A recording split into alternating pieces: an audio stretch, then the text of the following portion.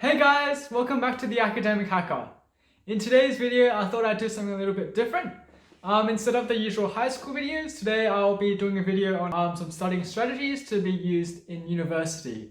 So how to get that high distinction average and how to get that very high GPA score as well.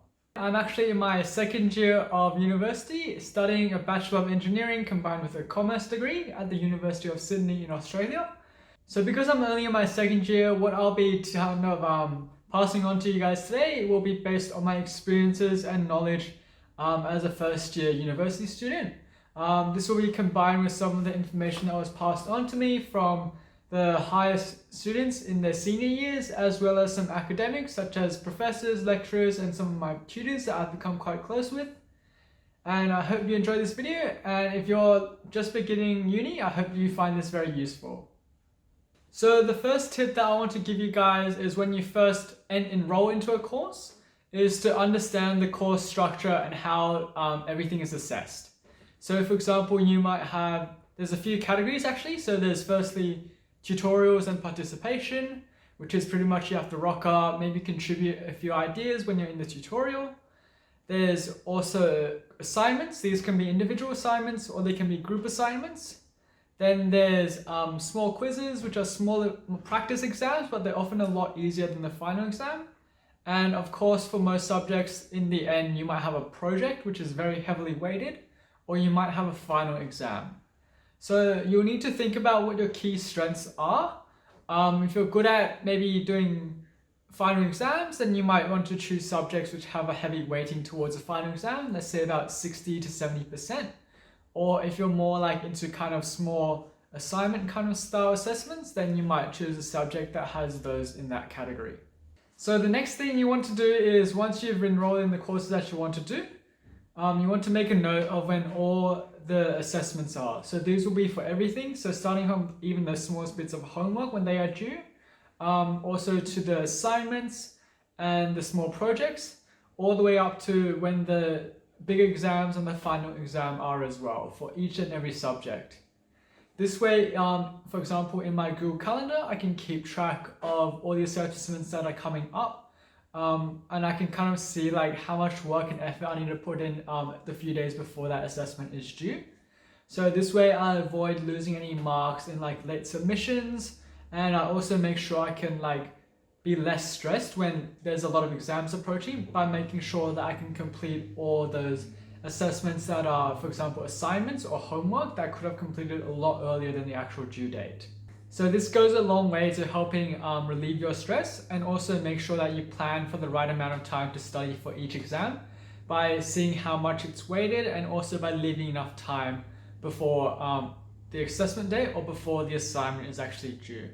So once you've started actually attending those classes, what you want to do is as early as possible, show the lecturer and your tutor that you're actually a very dedicated student, even if you're not.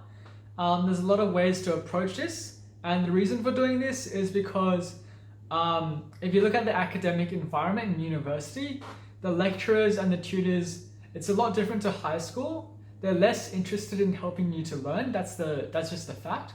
They're more interested in their own like research. And then instead of teaching, they focus more on writing their research papers and conducting research in their fields. So that's the main reason that they become promoted from like lecturer to senior lecturer to professor, like that. So they put a lot less effort to the teaching aspect, and what that means is they spend a lot less time focusing on the needs of their students.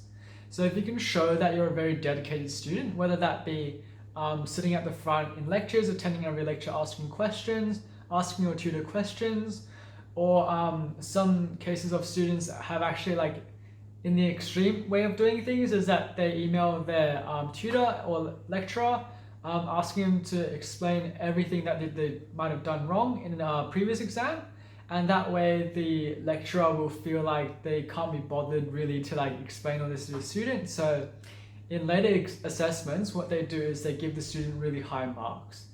And yeah, even if the student didn't really do that well in tests, the lecturer might be very lenient with their marking and give them a good grade. Whether you want to really take advantage of this or not is up to you, but unfortunately it is how a lot of universities nowadays operate. there's a lot less focus on pushing for the needs of the students and actual learning, but more towards like getting more students on board into their university to make more money for the university. And even the lecturers, they like to focus more on their research rather than the teaching. Another thing that you can do is you can ask for help in terms of whether it's homework, for assessments, or upcoming exams. You can get a lot more insights from the lecturer who's taking the subject, your personal tutor who teaches your class, or even just students in the grades above who've taken the subject before you. So they will be a lot more knowledgeable about what the assessments are, and instead of like helping you learn, they can easily just give you a quick route to success by like giving you like very useful tips about how to approach those examination problems, what might be an exam, and also like what study materials to use. For example, whether it be the textbook, whether it be certain practice questions or stuff like that. You should also focus on getting easy marks in your subject. So for example, if you know the homework, you just need to attempt the homework and you can get good marks from that, full marks from that. You can just make sure you give a go at the homework, make sure you don't lose marks by not doing your homework. Also, there are various subjects, some what we might call WAM boosters. So these are subjects where the marking is really lenient or the exams are really easy, and then you can make sure you get a good high mark in that to lift up your average. When you're in university, you should also be working together with your other peers because it's a lot different to high school. Your ranks don't matter at all anymore. It's all about how well you do as an individual, but it's not compared to anyone else. So what you should do is like for assignments, you can work together, find the solution, but write up the answers and your solution to the problem by yourself to avoid plagiarism. When you're studying for the final exam, you should also be sharing resources. And then for homework, you can, if you have problems or questions, you can always ask each other. Also, what I've found with a lot of my subjects is that the final exam, this will apply only for final exams and quizzes, is that the exam will be very similar to that in previous years. So this is because, again, the lecturers and tutors, they don't spend too much time in the teaching aspect of things. So they like to recycle questions from past year's exam papers. So if you get a hold of those papers or even some of those quizzes from people in previous years and attempt those, you have the solution as well. That's always a great benefit. You can kind of work through those problems, see what you can do wrong and where your mistakes are. And that way you can pretty much get a hang of what the final exam is pretty much going to be. Just because the lecturers don't really change up questions too much. And yeah, that they just want pretty much everyone to pass, and then they can get on with their other things in their academic career.